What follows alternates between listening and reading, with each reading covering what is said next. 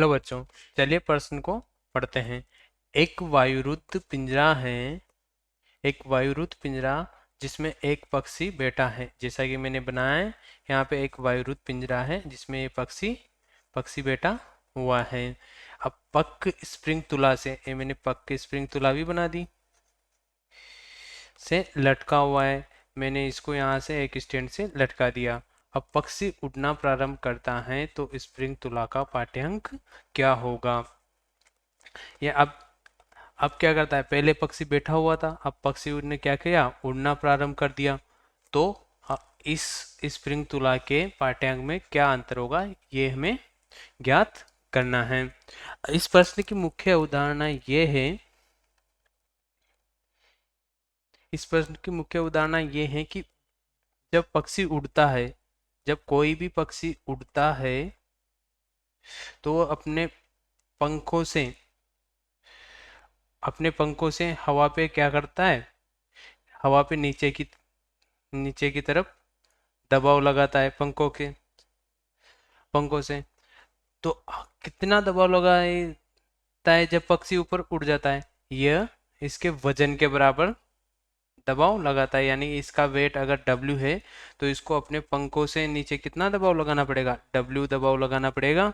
इस W दबाव लगाना पड़ेगा तो ये हवा जो है, यहाँ पे हवा है ना, वो पक्षी पर क्रिया प्रतिक्रिया के नियम से,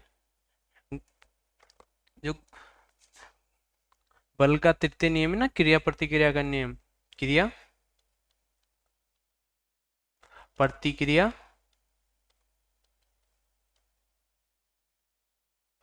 का नियम, क्रिया प्रतिक्रिया का नियम। अब ये पक्षी अपने पंखों से हवा पे नीचे दबाव लगाएगा। अब हवा भी इसके ऊपर उतना ही ऊपर की तरफ दबाव लगाएगी तो पक्षी उड़ना प्रारंभ कर देगा। और ये पक्षी अपने पंखों से कितना नीचे दबाव लगा रहा है, कितना दबाव लगा रहा है, अपने वजन के बराबर। यानी इसका वजन अगर W है तो यह वहाँ पे अपने वजन के बराबर दबाव लगाएगा और क्रिया प्रतिक्रिया के नियम से हवा इसके ऊपर ऊपर की तरफ बल लगाएगी या दबाव लगाएगी तो पक्षी क्या करेगा, उड़ना प्रारंभ कर देगा। अब हम देखते हैं कि हमारा जो पक्षी था फर्स्ट केस में, तो पक्षी इस तुला पर बैठा हुआ था, पिंजरे में बैठा हुआ था। यहाँ पे बैठा हुआ है ये पक्षी। अभी यहाँ पे बैठा हुआ है तो हमारी जो तुला है इसमें कुछ पाठ्यांक आ रहा होगा थोड़ा बहुत। अब जैसे ही पक्षी उड़ना प्रारंभ करता है, अब जैसे कि अभी मैंने मुख्य धारणा में बताया कि पक्षी कैसे उड़ा होगा, इसने अपने पंखों से नीचे दबाव लगाया होगा, हवा पर दबाव लगाया होगा, तो हवा ने इस पर क्रिया प्रतिक्रिया के फलस्वरूप ऊपर दबाव लगाया होगा तो पक्षी उड़ना प्रारंभ कर दिया। तो अब हमें तुला का पाठ्यांक ज्ञात करना है। अब हम यहाँ देखें तो यहाँ पर पहले वाले केस में पक्षी इस पर बैठा हुआ था, पिंजरे में बैठा हुआ था, तो पक्ष तुला में क्या आ रहा था, पक्षी का वजन भी आ रहा था।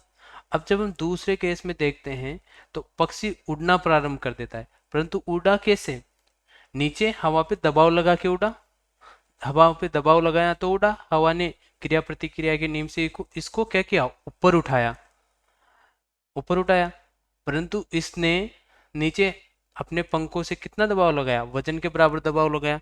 और चूंकि हमारा पिंजरा क्या है, वायु रुद्ध है, यानी इससे हवा क्या नहीं जा रही, बाहर नहीं जा रही, तो इसने हवा पे कितना दबाव लगाया था, वजन के बराबर। यानी जो वजन के बराबर दबाव लगाया था वो यहाँ पे आ रहा होगा। यानी जैसा कि पहले केस में आ रहा था, इसका वजन यहाँ पे आ रहा था, यानी जो तुला पे रीडिंग था इसके वजन के कारण भी आ रही थी। और यहाँ पे भी अब क्या हो रहा है, जो हवा पे दबाव लगा रहा है वो इस वाल पे लग रहा है ना, यहाँ पे इस वाल पे लग रहा है।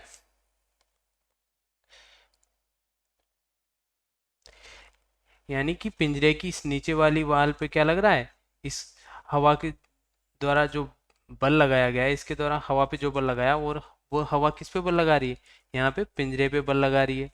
यानी इसका वजन अभी भी क्या हो रहा है, तुला में आ रहा है।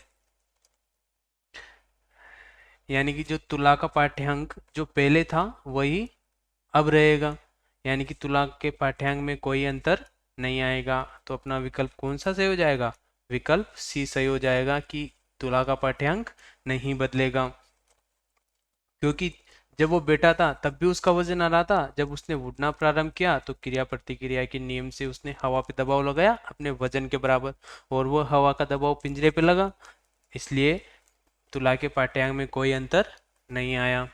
आशा करता हूँ आपको प्रश्न समझ में आया होगा। धन्यवाद।